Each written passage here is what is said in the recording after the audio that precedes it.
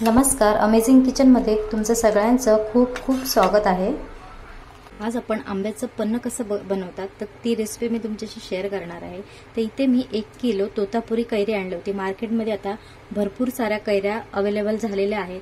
तुम्हाला जी आवडते तर ती तुम्ही घेऊ शकता। ह्याच्यामध्ये थोडासा आंबटपणा कमी असतो, त्यामुळे मी ही तोतापुरी कैरी घेतलेली आहे आणि ही 1 किलो तोतापुरी कैरी आहे। कैरी मी स्वच्छ धुवून घेतलेली आहे आणि ह्याची जी साल आहे ती काढायची। तुम्ही साल न काढताच उकडत ठेवलात तरी चालेल।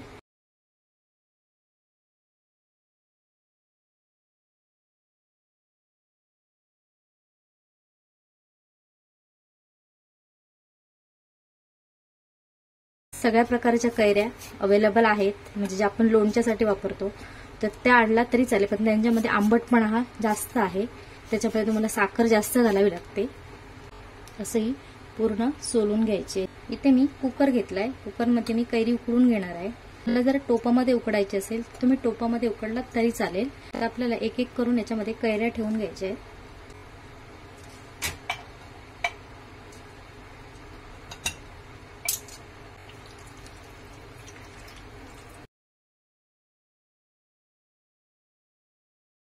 कुकरमध्ये मी 2 ग्लास पाणी घातलेलं आहे। ह्याच्यात आपल्याला झाकण लावून घ्यायचं आहे।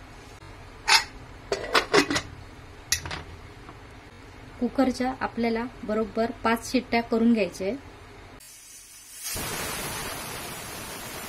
इथे मी कुकरच्या 5 शिट्ट्या करून घेतल्यात। आता हा ओपन करायचा आहे आपल्याला। आपली कैरी आहे ती छान आहे बघा, अशी शिजली गेलेली आहे। आता ह्याच्यातलं जे पाणी आहे ते आपल्याला गाळून घ्यायचंय आणि कैरी गरम आहे तर ती थंड व्हायला द्यायची। त्याच्यानंतर ह्याचा जो पल्प आहे तो काढून घ्यायचा आहे आपल्याला। गाळणी ठेवलेली आहे आणि हे जे पाणी आहे ते आपल्याला ह्याच्यामध्ये असं काढून घ्यायचंय।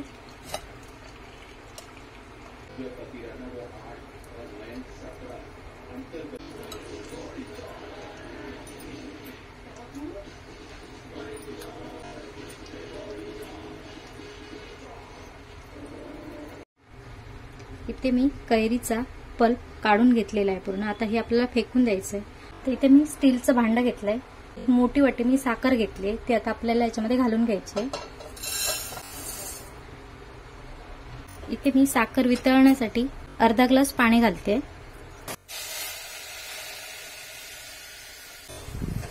तुम्ही साखरेऐवजी गुळाचा वापर केला तरी चालेल।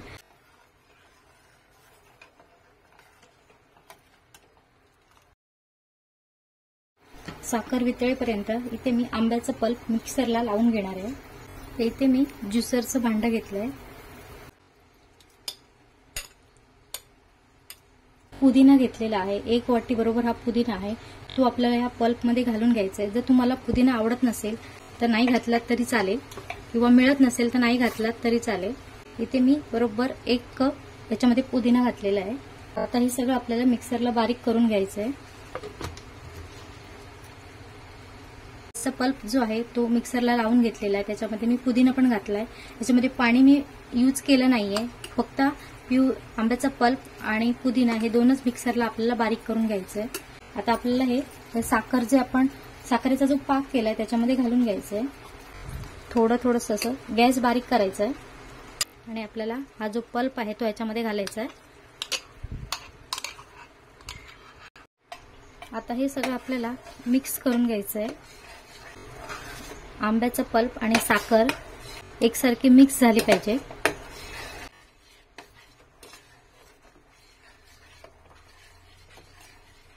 याच्यामध्ये आता आपल्याला 2 चमचे मीठ घालून घ्यायचंय। 1 छोटा चमचा मी मिरी पावडर म्हणजे ब्लॅक पेपर पावडर घेतलेली आहे, तर ती याच्यामध्ये घालायची आहे।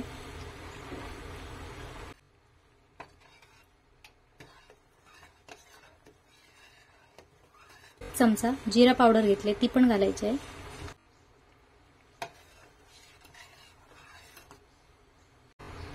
1 चमचा लाल मिरची पावडर घालायची आहे।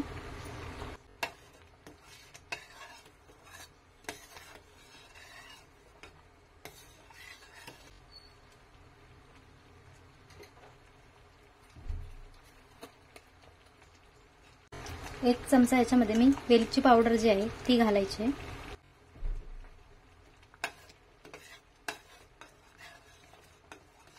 आता ह्याच्यामध्ये आपल्याला फूड कलर जो आहे तर तो घालून घ्यायचा। इथे मी ग्रीन कलर घेतलाय, तो मी याच्यामध्ये घालणार आहे। तुम्हाला जर नसेल आवडत तर तुम्ही नाही स्किप केलात तरी चालेल, पण फूड कलरने थोडासा कलर येतो म्हणून मी इथे फूड कलर वापरलेला आहे। आता हे आपल्याला परत असं मिक्स करून घ्यायचंय, म्हणजे त्याला कलर खूप छान येतो। कलर मिक्स होईपर्यंत हे ढवळायचं आहे। आता गॅस बंद करून घ्यायचा आहे। ते मी गॅस बंद करून घेतलाय।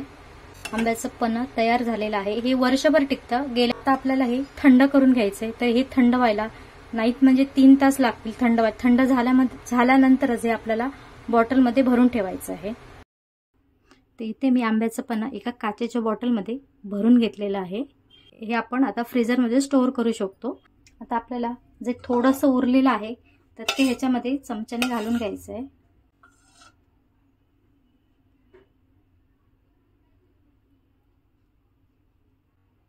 ह्याच्यामध्ये साखर घालायची गरज नाही, आपण ऑलरेडी भरपूर साखर यूज केलेली आहे।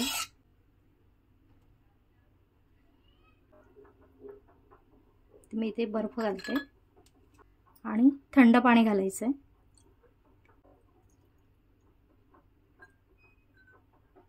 चमच्याने असं छान असं ढवळून घ्यायचंय। याच्यामध्ये जर मीठ कमी झालं असेल तर तुम्ही जेव्हा बनवता आंब्याचं पन्ह तेव्हा त्याच्यामध्ये थोडंसं मीठ घालू शकता, तर कधी कधी मीठ प्रॉपर लागत नाही त्याला। तर असं हे आपलं आंब्याचं पन्ह बनवून रेडी आहे।